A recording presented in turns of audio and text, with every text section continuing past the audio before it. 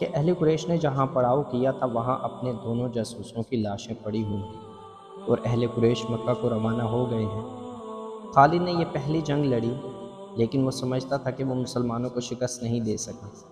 آج 4 برس بعد وہ اب اس سوچ میں غرق تھا کہ مسلمانوں کی یہ طاقت عام انسانوں کی طاقت نہیں تھی۔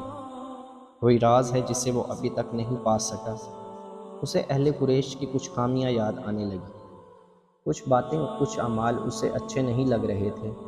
اسے یہودیوں کی 2 بڑی خوبصورت عورتیں بھی یاد آئیں جو اہل قریش کے سواروں میں گھل مل گئی تھیں۔